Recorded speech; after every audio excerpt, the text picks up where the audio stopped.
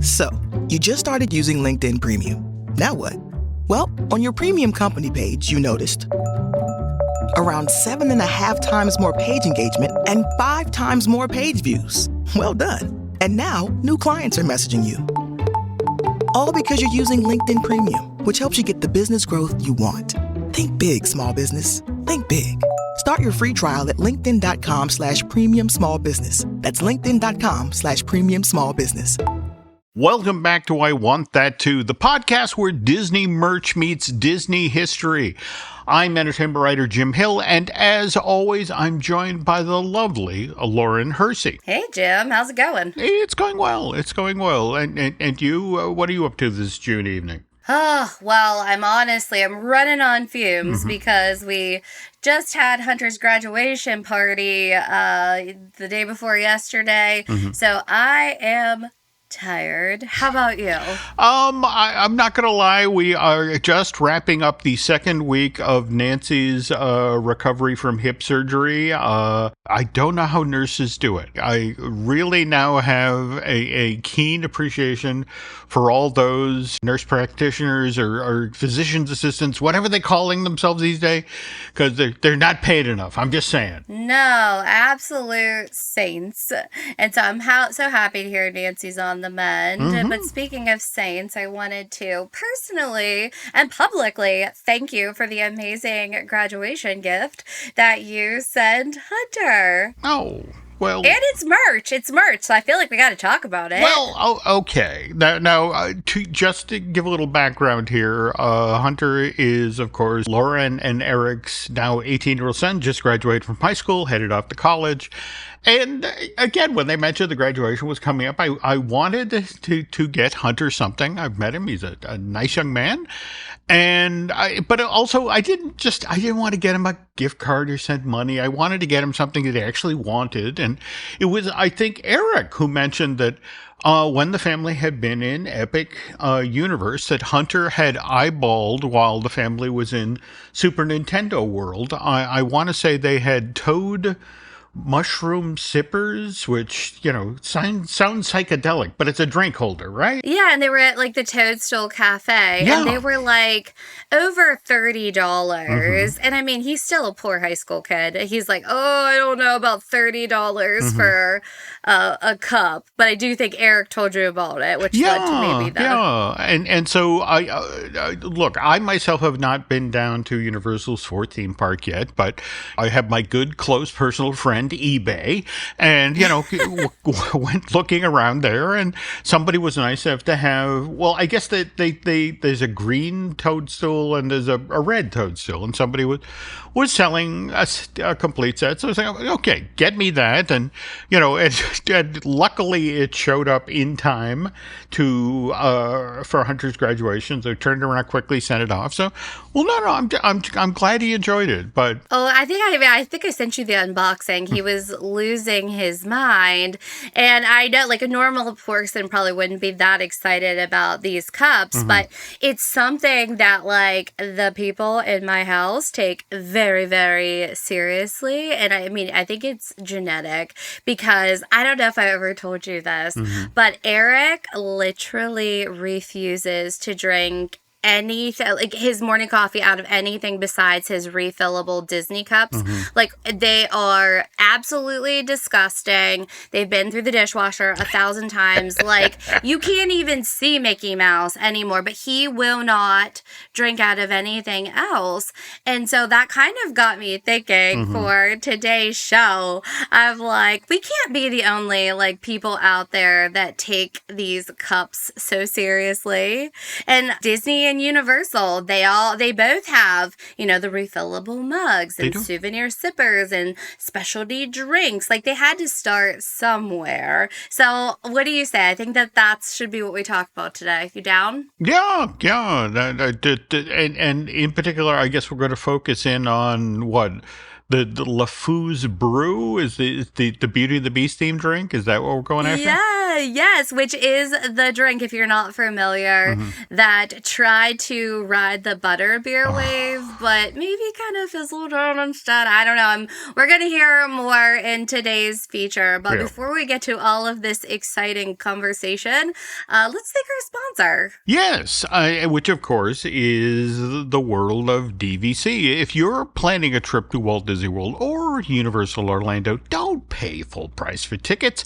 Unlocked Magic offers some of the best discounts available. It's backed by the trusted folks at DVC Rental Store and DVC Resale Market, who have already helped guests save over $10 million on tickets. Process is straightforward. Select your date, choose your ticket type, and see your savings instantly. Whether you're looking for single-day passes or multi-day park hopper options, they've got you covered. So, before you buy your tickets at full price, check out unlockedmagic.com and see how much you can save. All right, Jim. Well, I think it's that time. You want to talk about some cups? Sure. Okay. All right. So like I said, it's near and dear to my heart, to our family's heart. And I need to say, like, I think Hunter is quite the cup connoisseur. Like, over Christmas, I had to even buy him, like, a special display shelf for all of his souvenir cups from Disney and Universal.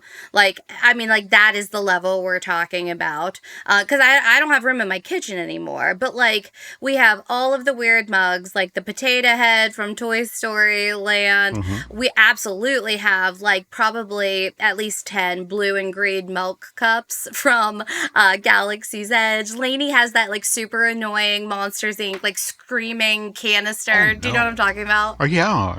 That's like a giant refillable mug. I'm like, really? You needed that?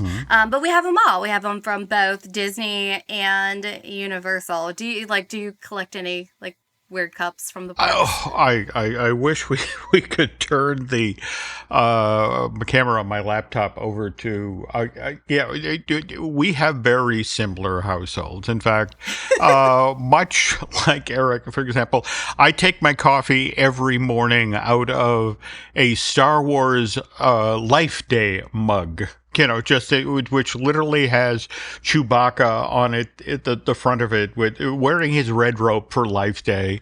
Eric has that shirt he wears. Yes. I didn't know there was a mug for Life Day. Well, and but again, much like your husband, once upon a time, when you initially put a hot liquid in this thing, the mug, the robe would turn red. And now we are so many washings past.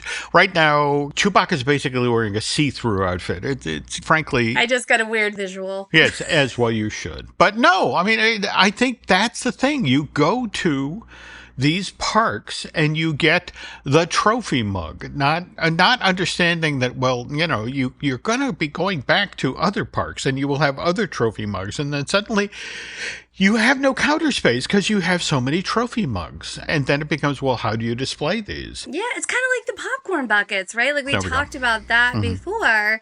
Like, because I think people do display them. If you look at, behind Eric's desk and all those bookshelves, like I can't tell you how many decorative mugs that like we just use for decorations. But I have to tell you, like we've talked about Eric's obsession with butterbeer like before, especially now that it is summer. But that is, besides the refillable mugs for coffee, his butterbeer mugs are his absolute favorite.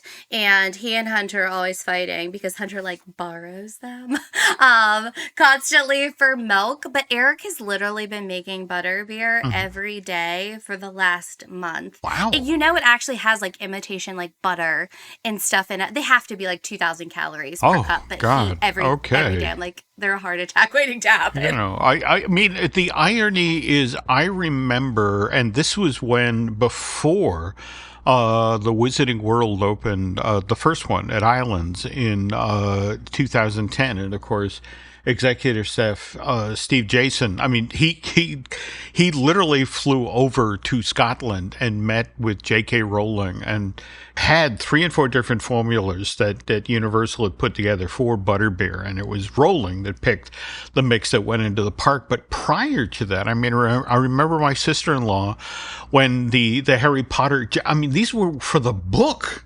parties. Remember when you used to go to Barnes and Noble, midnight to pick up your copy of Harry Potter and the Half-Blood Prince?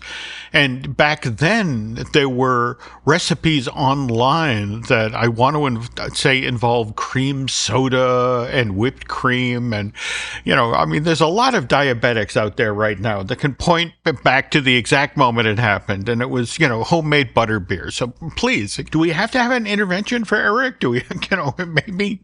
Yeah, you're going to need to talk to him about that. Right. But I don't think that and you tell me if I'm wrong, but I don't know that there would be butterbeer mugs that they'd be selling as souvenirs without the OG, refillable mugs from the resort. Absolutely. Absolutely. Though, interesting bend on that story. In fact, you talk about the folks who had, would go to their favorite resort, buy the mug. And again, this tells you a lot about the Disney company, because in the mid-90s, early 2000s, Disney began to notice that people would walk into, say, the food court at the All-Star, and they'd have, it's like, they're literally walking over from their hotel room with the mug that's the mug from 5 years ago. And they walk up to the soda machine to go, and it's like, well, I bought my mug. Disney's like, yeah, we didn't say anything about lifetime soda privileges. And so that's when they actually retooled all of the soda machines on property so that it had the chip inside of it that recognized, okay, you have purchased this, within this visit, and the soda machine will kick on. But then to give you some idea of how stingy Disney was, that they actually encoded the chip to the effect of if you went back too soon to get a refill, it's like, hey, pal, wait 30 minutes, okay? You've had enough soda. Well, I think it's because they don't want you filling it up and dumping it into your water bottles for everybody in your family. You got like 12 people. It's like, here, you get one, you get one, you get one. I get that, but it's literally soda, all right? Having worked at a movie theater back in the late 70s, early 80s, I mean, that was back before it was syrup in a canister. Now it's like syrup in a plastic bag in a cardboard box. And it's like carbonation, water, and like a teaspoon of syrup. And there's the Disney going, hey, we're losing money here, and it just, how much money did you put into the research of the chip? And what are the point? The machine that you've gotten your soda, you've refilled your cup too many times, and inside of 30 minutes, step away from the soda machine. But if you're a coffee drinker, I think still, I mean, we would never on this show because we are on the up and up. But I'm sure people could still fill those mugs with coffee because I still think that they're just a normal carafe. That's an interesting point. Wow. Okay, I think someone in the bookkeeping side of it, oh my God, the coffee drinkers, they're ripping us off. We got to get them. Yeah, we got to get them. Oh, okay. But with, the refillable mugs at Disney, we know that they've been around a long time. Like I was down the rabbit hole of, I believe, Reddit or some type of forum today, just to see how far back they went. And I think the earliest they could find people talking about them that they could actually show was like 1995. So we've come a long way since there. And, being new to Universal, like Eric is an equal opportunist when it comes to the refillable mugs. They must do the same thing. There's like no insulation or anything. I don't know what it is about the refillable mugs. But, so I want to know, who do you think does it better? Just like People Magazine or US Weekly or whatever. They have the celebrities, they all wear like similar outfits. Who wore it best? Like, who does refillable mugs better? Disney or Universal? Well, I think I have to give it to Universal strictly on the back of, I've seen more of the freestyle machines over at Universal than I have on Disney property, which is kind of a surprise because if you think about the number of fast food restaurants that you go to today, whether it's Wendy's or Popeyes or whatever, that have the freestyle feature, where you're sitting there doing well, I'll have the cherry Coke with vanilla. Yeah. I mean, it to the effect of, I'll have the peach Coke. yeah, I have a truly sophisticated palate. Let me see if I can break this machine.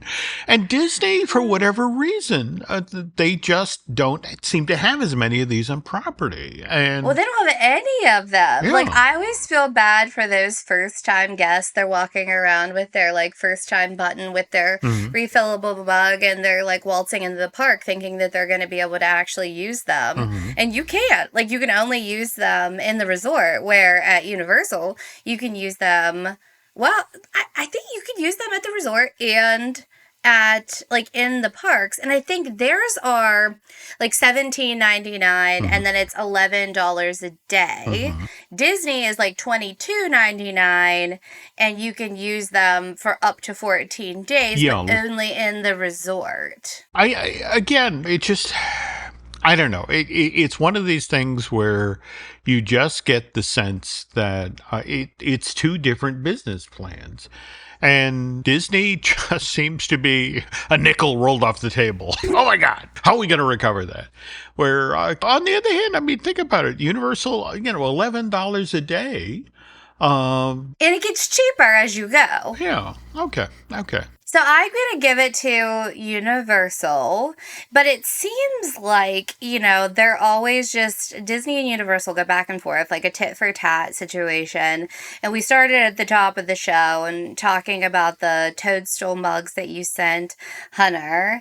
I have to ask, okay, I know that you have seen the new Donkey Kong Instagrammable drink at Epic Universe in the the DK mug. Do you know what I'm talking about? Yeah, but at the same time, I keep seeing these images where it looks like what's stuffed in the top of this thing? Everything yellow. Okay. So, obviously Disney has the Dole Whip. Like, yeah, that is a rite of passage. If you're going to go to Disney, you're going to get a Dole Whip, a churro, Mickey pretzel, Mickey bar, whatever. So I think, opening Epic, they're like, how do we cash in on some of that, like, Dole Whip money? So they have the DK Crush float, and it comes in the mug. And this was more in Hunter's price range, which was still $18.99. But better than 30 something for the Toadstool Cup. So this is banana and pineapple soft serve float. It's pineapple soda is the base.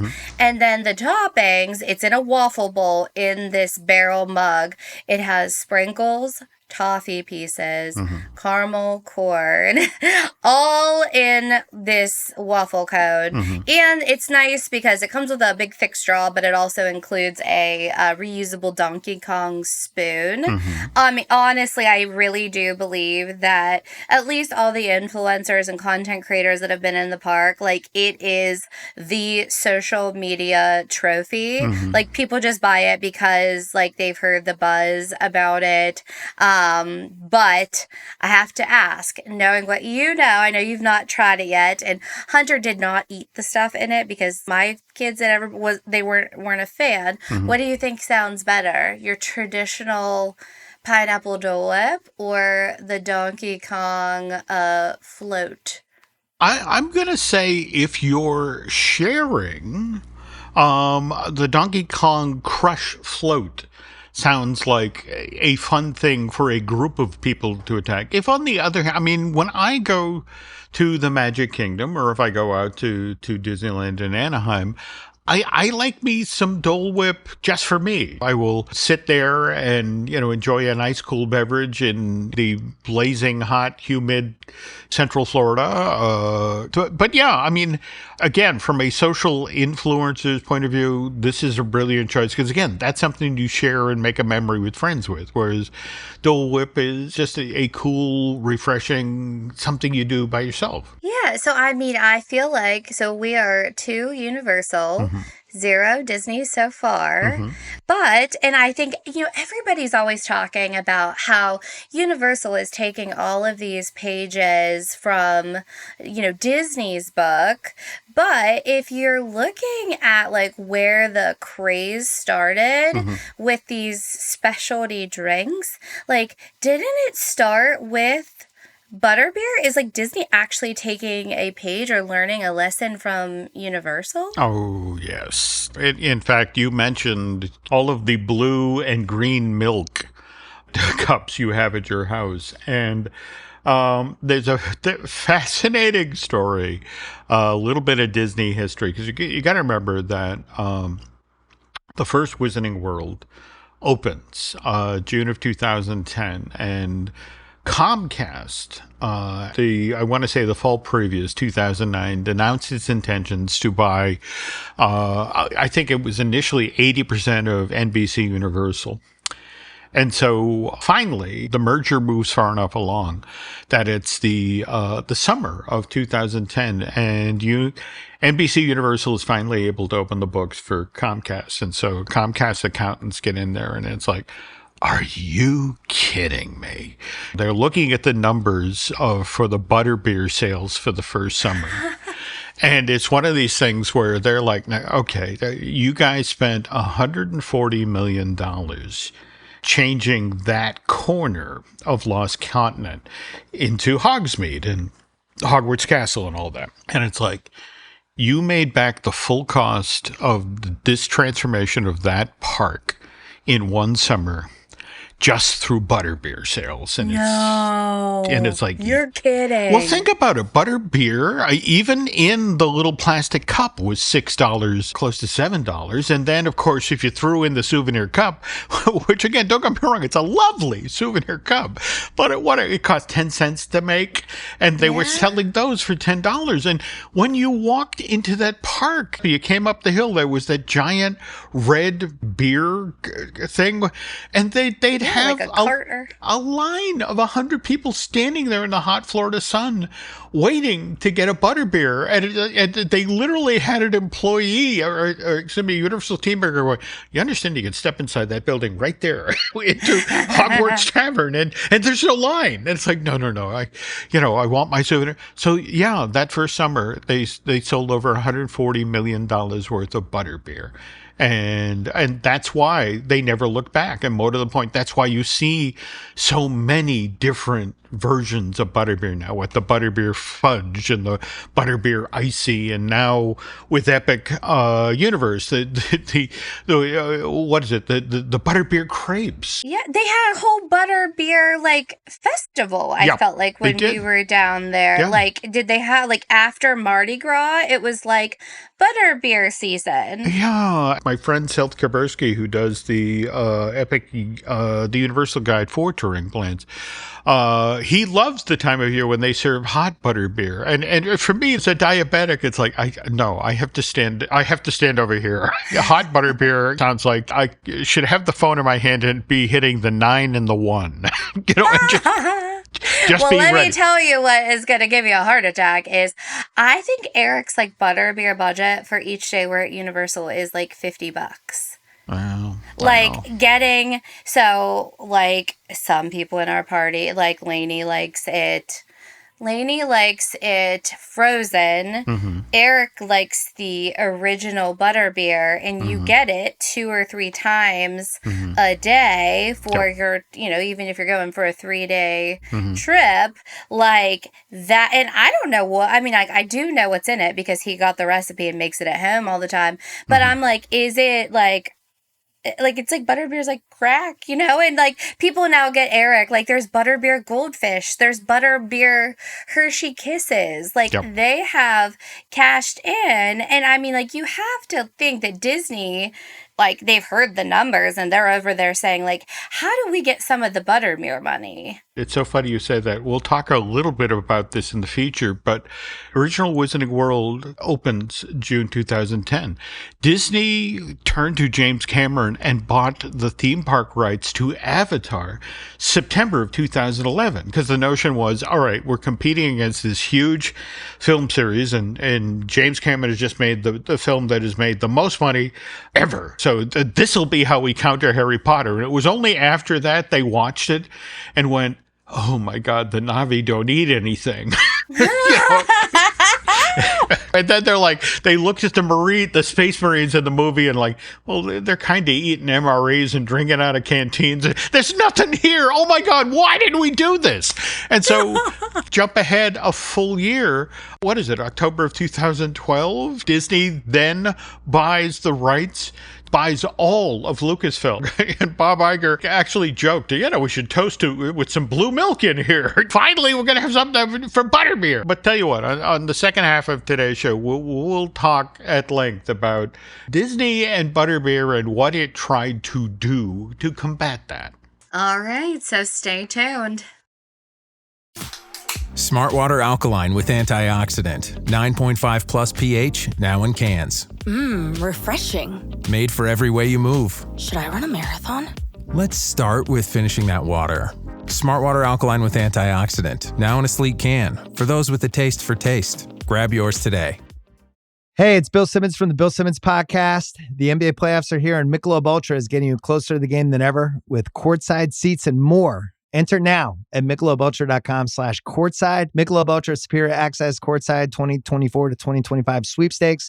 No purchase necessary. Open to U.S. residents 21 or older. Ends on July 1st, 2025. Multiple entry periods. Visit MichelobUltra.com/superior access/courtside for free entry deadlines, and official rules. Message and data rates may apply. Void where prohibited. This episode is brought to you by Temptations Cat Treats. Your cat will come running for the perfectly irresistible Temptations Creamy Puree and Temptations Lickable Spoon Cat Treats. The best time to feed lickable cat treats to your cat is anytime. Feed by hand for a playful moment, in a bowl for a creamy treat, or as a topper to make mealtime fun. Visit TemptationsTreats.com to learn more.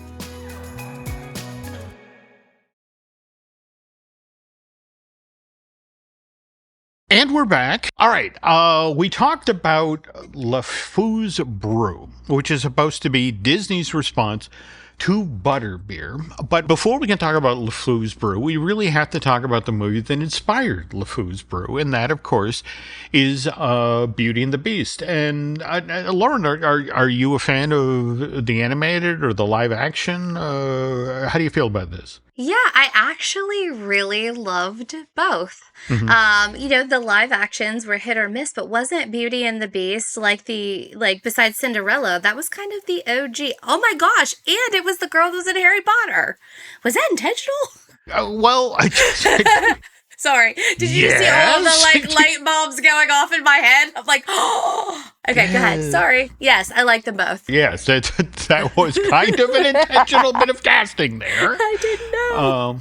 But yeah, if we back up the truck all the way to the beginning with the Beauty and the Beast story, it's worth noting that the original version of Beauty and the Beast, which, by the way, was being animated by the guys who just come off of Who Framed Roger Rabbit in 1988. They had this separate studio set up over in London, and Richard Purdom was in charge. But the interesting thing is this version of Beauty and the Beast, Lauren, didn't have a single song in it. It was a serious film, and in fact, Gaston, rather than the big He-Man guy, was a fop. In fact, you can go online and see the artwork of the original Gaston, and I mean he's big, he's muscular, but he's got a little white periwig on, and but anyway, November of 1989, Little Mermaid comes out, and this is the first Disney princess movie since, I think about it, Sleeping Beauty in 1959. So it's been 30 years, and people love this film, and they particularly love the songs that Howard Ashman and Alan Menken had written, and so it's literally December of that year, and Jeffrey Katzenberg, they bring over from London, the latest print of Beauty and the Beast, again, the non-music version. And Jeffrey's like, yeah, we're not doing this. Thank goodness. I wouldn't have liked it if it didn't have the music. Well, but the interesting thing is that here's Howard Ashman and Alan Menken, and they were anxious to pivot into the film that they've been trying to get Disney to make for years, Aladdin. And so Jeffrey goes, look, do me a solid here, okay? We've got this Beauty and the Beast thing. I really think if you put some songs in it, it'll work. So tell you what, fix Beauty and the Beast, and then we'll do Aladdin. And Howard Ashman is like, well, no, but eventually caves.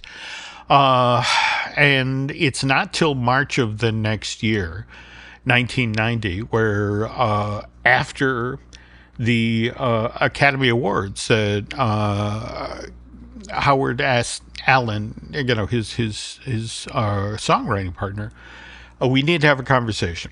And it's like, and Alan initially thinks, oh my God, he's breaking up the team. He's going to go off and do something else. And it's like, no, he brings him aside and says, look, I'm sorry. I have to tell you, I have AIDS. And back then, if you were diagnosed with AIDS, it was a death sentence. And this was the thing that the both of them sort of stared down the barrel and realized, like, oh, Disney wants us to work on Beauty and the Beast, which means the two of us aren't going to finish Aladdin.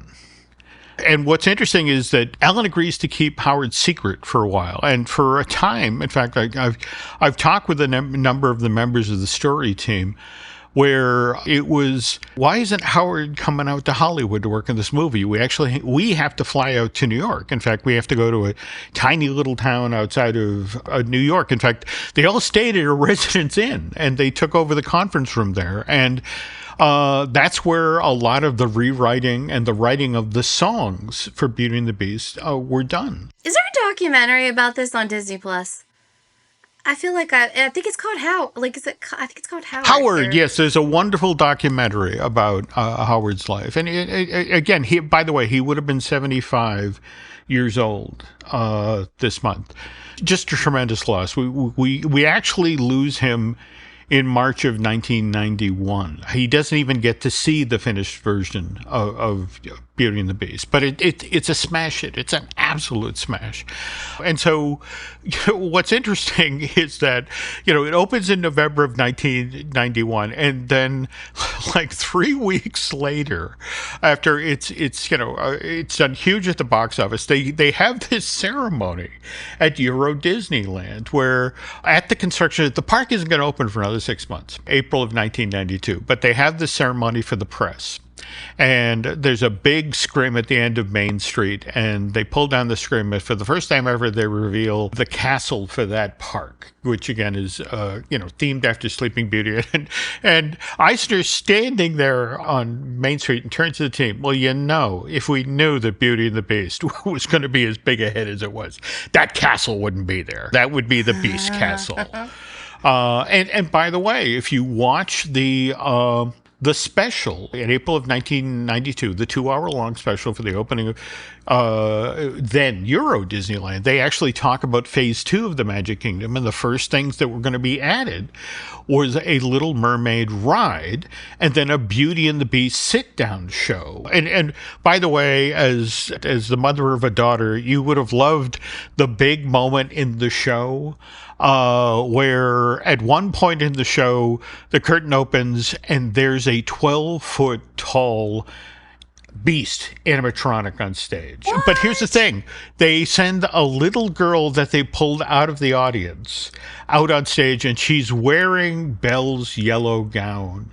And he holds a red rose, and she hands it to the animatronic, and that's what starts the Beast transformation. So it was going to be amazing.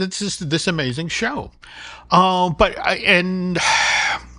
And where this got interesting was that Beast was definitely going to go into the parks,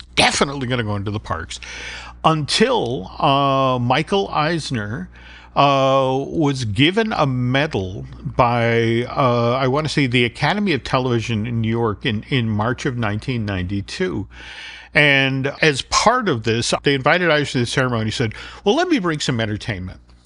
And so he actually convinced Jerry Orbach, the voice of Lumiere, and Paige O'Hara, the voice of Belle, to come with him to New York. And they performed the songs on stage. But they also brought, for example, Paula Pell and Darren DePaul from the Adventurers Club. Up, and they performed with Jerry Orbach and Paige and did these things on stage. And when the night's entertainment was over, Eisner, I still remember Darren talking about this. Eisner standing backstage like, this is a musical. I mean, this is really like a Broadway musical. We should do a Broadway musical.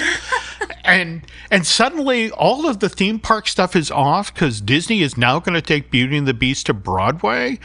And sure enough, November of 1993, there's a stage version trying out at the Theater Under the Stars in Houston, Texas. And that show opens on Broadway the following April and then runs for 17 years. In fact, it's in the Palace, I want to say, till 2009, and then it goes across the street to the L'Enfontaine, and then it runs there till 2008 or thereabouts. And in fact, the only reason it closed, Lauren, because ironically enough, Disney now wants to bring the Broadway musical of The Little Mermaid to New York. So it's like, we need the theater shows, shut down the thing for Beauty and the Beast. But so for years, Disney tables the idea of bringing Beauty and the Beast as a ride or a restaurant into the park. Now, mind you, there were live stage shows at both Disneyland and Walt Disney World, but it's not till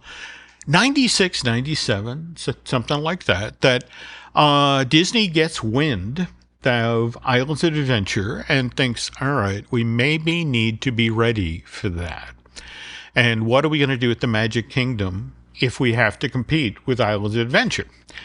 And they then come up with the idea of Villain's Land. And I don't know how familiar, I know you and Eric didn't start going to the Disney parks to the past 10 years or so, right? Yes. It was like the beginning of New Fantasyland. Like, I went growing up, but as a family and regularly, like, the last 10 years. Okay, so if you went with your family back in the day, you might remember the 20,000 Leagues ride in the park. Okay. Remember how that had a lagoon and, the Nemo ships went around in that? The idea of Villain's Land is that lagoon would stay where it was, but rising up at the edge of that lagoon would be, depending on which iteration of the project we're talking about, was either Villain Mountain or Bald Mountain, as in Night on Bald Mountain from Fantasia with Chernabog, the big... Oh my gosh. Yeah, and see, now this is where that's a bad idea. Well, no, the interesting thing is that they had opened Splash Mountain in 92, hugely popular flume ride. It still had 2 and 3 hour lines. So the thinking was, okay, we need another flume ride in this park. And so the notion was that the centerpiece of Villain's Land was going to be Bald Mountain. And the interesting thing is Villain Land was made up of all of these little things that you would have recognized. Like, for example, next to Pinocchio's village house, they were going to put Stromboli's puppet theater. Okay. And outside of the puppet theater, there was going to be a wagon that you could order pizza slices out of. So there's your quick service. Next to example where you could do the meet and greet with Ariel at Ariel's Grotto. Just beyond that was going to be an Ursula spinner, kind of like Dumbo, only you were going to be in Ursula's clutches of her tentacles as she spun you around. But the restaurant, the sit-down restaurant at the place was going to be Gaston's Tavern. And the interesting thing is in this iteration of the plan, they weren't really talking about food. They were talking more about the location. In fact, you would have loved the every day at 5. The park was like, oh, you want to be over by Gaston's Tavern at 5 o'clock. And it's like, well, why is that? No, just be over there. And so, and sit around the outdoor patio. And it's like, okay, why do I want to do that? Well, at 5 o'clock, all of the villains would come dragging into the restaurant and get a drink and sit outside.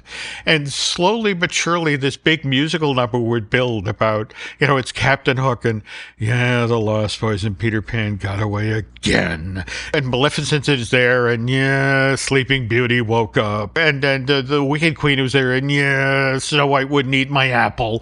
They would all sit there and commiserate and then eventually knock back a drink, and it's like, all right, tomorrow will be different. Tomorrow I'll win. And then they would walk backstage. It was going to be this wonderful comic number of all of the villains moaning about those lousy heroes who beat us again. Now, meanwhile, over by Villain Mountain, the entrance to this flume attraction was Mad Madam Mim's cottage from The Sword and the Stone. And so when you entered the cottage, you saw Mad Madam Mim magically tied up and struggling in a chair. And suddenly, and then Merlin's there. It's, good, you're here. All right, I need help. And, he would point over at Villain Mountain and you'd hear villainous cackling and you'd see sparks and that sort of thing. Something's going on inside there. And I need to keep an eye on her. So can you get in that boat out there and go in and find out what's going on and report back to me? And she's like, but don't worry about it. The lantern that's on the front of that boat, that's magically going to cloak it. Nobody's going to be able to see anything you're doing. And so, you get in the boat, you go into the mountain, you climb up inside and you find out, oh my God, it's a villain convention. Every single Disney villain ever has come together for this once-in-a-lifetime meeting inside of the mountain. But then Lauren, they were going to do an effect. In fact, I can speak authoritatively about this because I can't give you the name of the friend who did this, but when they canceled the project, he took home the storyboards. So I've seen the entire ride. So it was pretty close then. Oh, it was very, very close. In fact, not to jump to the ending here, they were ready to turn the key on this thing when Island of Adventure opened in 1999 and didn't do the business that Universal expected it to. And so Disney was like, oh, we don't need to spend the money. Never mind. But anyway, they were going to do an effect in this attraction that I wish Disney would do in some modern attraction, because it was mind-blowing. The idea is that you made it to the top of the building, and there you were in Maleficent's throne room. And the interesting thing is it's a Disney boat ride. You know how when you're on a Disney boat ride, you can sort of see the edge of the trough you're in. I mean, it's just below the water surface, but you can see where you're going to go. You can see, that's the entrance to the next room. That's where we're headed next. And the lantern on your boat goes out, and suddenly Maleficent can see you. And she raises her staff, and she first of all fires a bolt of energy at you that flies over your head and hits the wall behind you and obliterates it.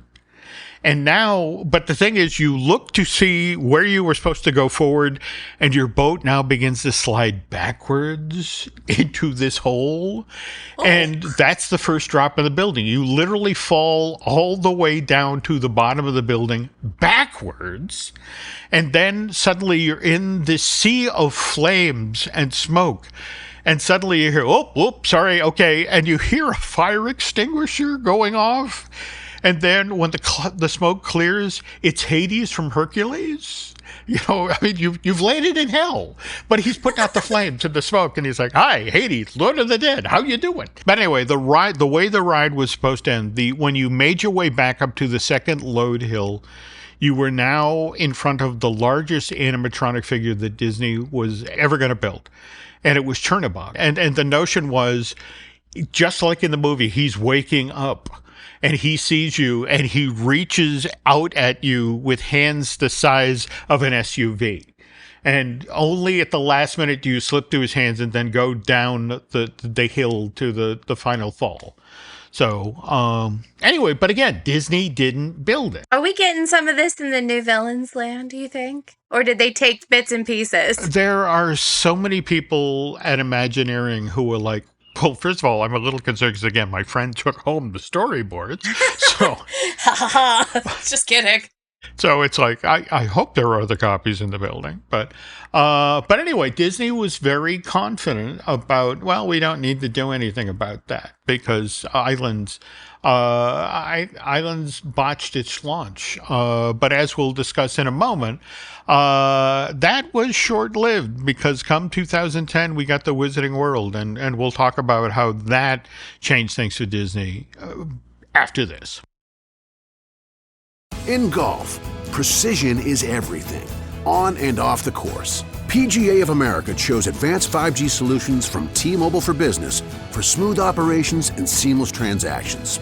Together, we enhance ticketing and concessions for better fan experiences from gate to green. This is pro-level efficiency. This is PGA of America with T-Mobile for Business. Take your business further at T-Mobile.com/now. Running a business comes with a lot of what-ifs. But luckily, there's a simple answer to them. Shopify. It's the commerce platform behind millions of businesses, including Thrive Cosmetics and Momofuku, and it'll help you with everything you need. From website design and marketing to boosting sales and expanding operations, Shopify can get the job done and make your dream a reality. Turn those what-ifs into... Sign up for your $1 per month trial at shopify.com/special offer. Every idea starts with a problem. Warby Parker's was simple. Glasses are too expensive. So they set out to change that. By designing glasses in-house and selling directly to customers, they're able to offer prescription eyewear that's expertly crafted and unexpectedly affordable. Warby Parker glasses are made from premium materials like impact-resistant polycarbonate and custom acetate. And they start at just $95, including prescription lenses. Get glasses made from the good stuff. Stop by a Warby Parker store near you. And we're back. Okay, so we talked about the Villain's Land that Disney was not going to build, but that was 99. That very same year, though, Warner Brothers acquired the film rights to the 4 Harry Potter books that existed at that point. And Disney didn't. And also, not to put too fine a point on it, but the first Harry Potter book was published in England in 97. And Disney, through its Hyperion arm, could have gotten the rights to publish Philosopher's Stone, which I want to say became Sorcerer's Stone stateswide. Didn't, but there were a lot of people who didn't get into the Harry Potter business. So it's not good to beat up Disney for that. But by 2004, 3 of the movies had come out. The first Harry Potter movie made $1 billion. The second one made $880 million worldwide, and the third one made $808 million. So suddenly it's like, wow, that's a lucrative franchise. And let's talk with Ms. Rowling about maybe doing something with them theme park wise. And this isn't really often talked about, Lauren, but Disney and J.K. Rowling, Rowling signed a letter of intent. So they were talking, they were seriously talking about, in fact, what's kind of ironic, but in the very same space where Villain Mountain was going to be built, again, around that lagoon where 20,000 Leagues was located, Disney was planning on building a Harry Potter mini land as part of New Fantasyland. And there were going to be 2 attractions. There was going to be a Defense Against the Dark Arts dark ride, which was basically Buzz Lightyear, only instead of with a ray gun, you had a wand. And so you would have gone through environments and zapped things. There was also going to be a Care of Magical Creatures petting zoo, where, for example, you would have gotten to bow to a hippogriff or have met Fluffy, the 3-headed dog, and that sort of thing. And then there was going to be a tiny retail component and a quick service version of the 3 broomsticks. And you would think the Disney company, having already dealt with P.L. Travers from Mary Poppins, and in fact, anybody who's ever seen the movie Saving Mr. Banks knows how difficult female English authors can be, how protective they are of their characters, and how strong opinions they have. And my understanding is J.K. Rowling is P.L. Travers squared. Oh, my. And this is the thing, that she had notes when they did the presentation. And Disney, and to this day, it's like, how stupid It's like, oh, honey, we do the theme park attractions. You go do your cute little book. And after this meeting, supposedly Rowling went home, contacted her lawyer and said, withdraw the letter of intent from Disney. I'm not dealing with these people. And but somebody at Disney contacted Universal and let them know we screwed up. And Universal's like, ooh, opportunity. Do you think she'll knows who? Who ratted him out? On advice of counsel, we're not going to talk about that. But the interesting thing is that Universal waited a discrete amount of time.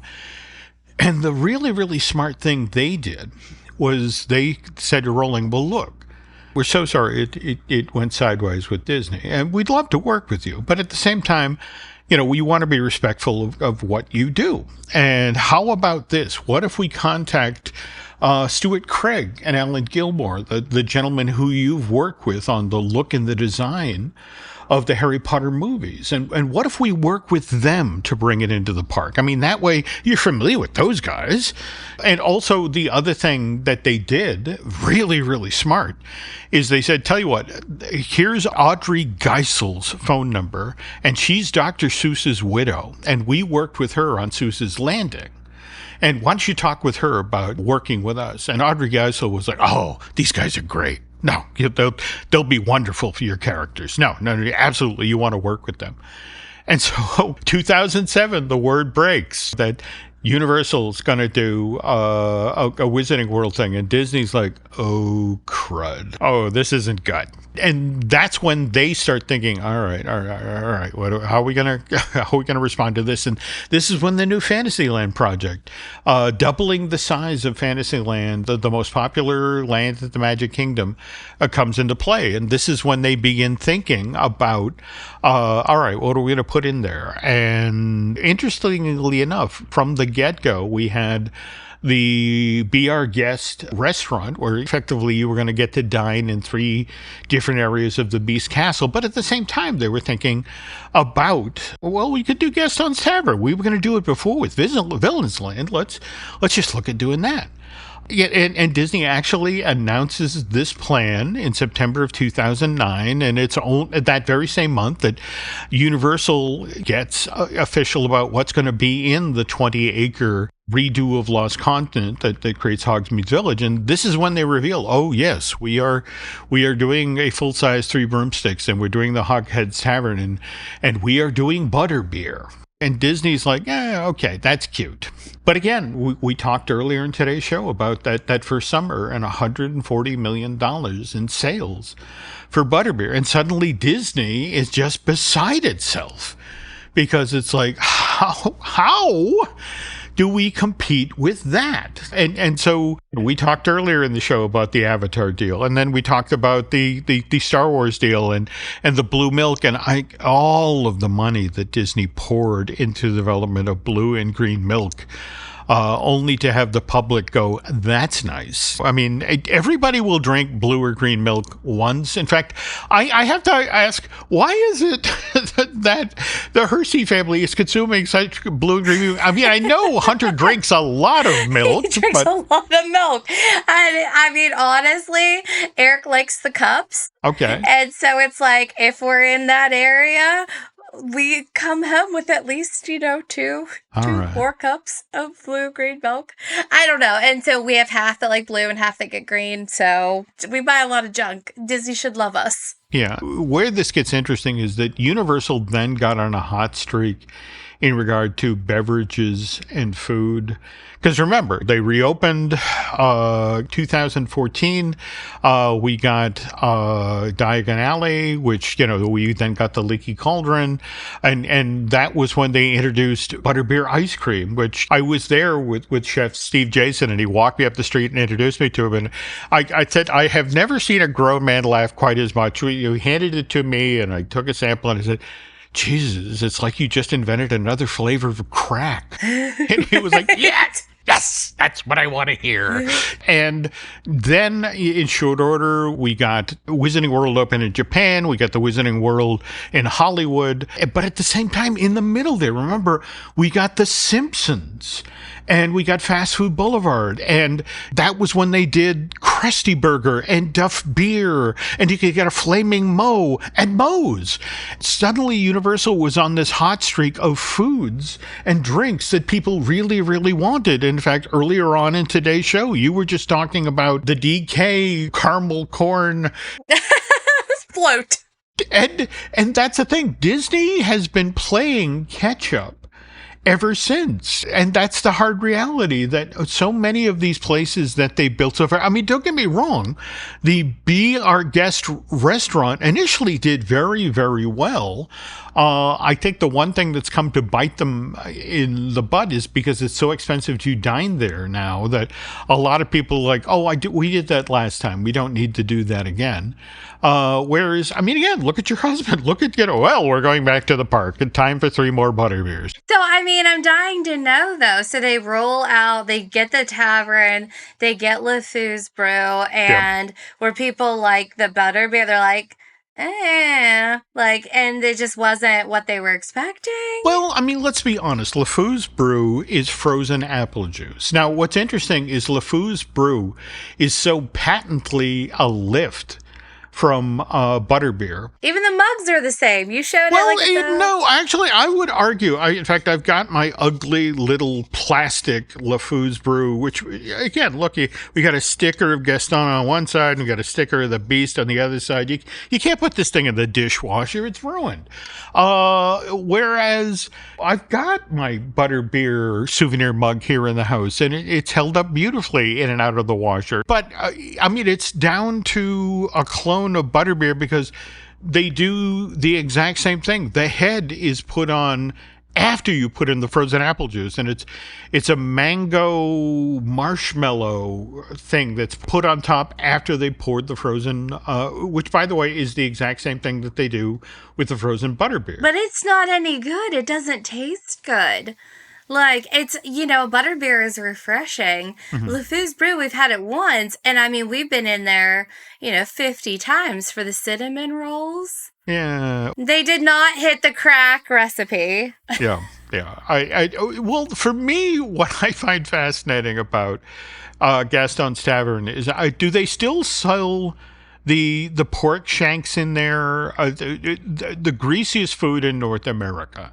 And what I always thought was interesting is you go into the tavern, you get yourself a LeFou's brew, again, frozen apple juice, you get a pork shank, you get a cinnamon bun, and then for the rest of the afternoon, you're like Spider-Man. Anything you touch sticks to your hands, all right? I swear I could have climbed the outside of Gaston's Tavern after dining there, and that was after washing my hands from trying to get off the greasy pork shank or the sticky cinnamon bun. I would love to know what Josh Gad thinks about the LeFou's brew. Like, the real nitty-gritty.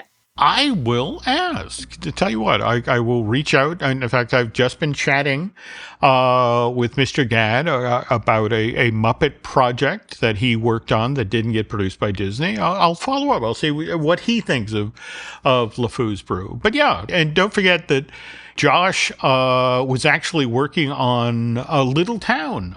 There was going to be a prequel to the live action version of Beauty and the Beast that actually had songs that were written again by Alan Menken that didn't get made. And we got the Beauty and the Beast sing-along instead.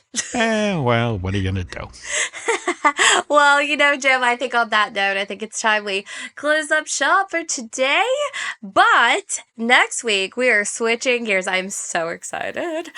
From drinks to snacks, because we are going to be talking to the owner of the wildly popular cookie bake shop, Gideon's Bakehouse. You know it. You love it. Disney Springs. It's the one with the half-pound cookies in the line that literally wraps around the building that, spoiler alert, Jim and I have never got to have just yet because the line literally never goes down. So you don't want to miss this one. Okay. And by the way, if you want to stay updated on everything that's happening across Jim Hill Media, the podcast network, follow us on Facebook, Instagram, and X. And don't forget to check out our Patreon for bonus shows like Disney Unpacked with Len Testa and veteran Imagineer Jim Schul. Yep. And if you're enjoying the podcast, we would love for you to leave a quick review. It really helps more Disney merch fans find us, and it does mean a lot. Okay. So, by the way, if you've got questions or ideas for future episodes, please drop us a message on social or email us at, me at jim@jimhillmedia.com, and Lauren can be reached at lauren@laurenhersey.com. Yes, and I mean, tell us that we're not alone with our weird cup collections. Let us know what cups you have in your closet. But on that note, that's it for today. Thanks for listening, and we'll see you next time on I Want That Too.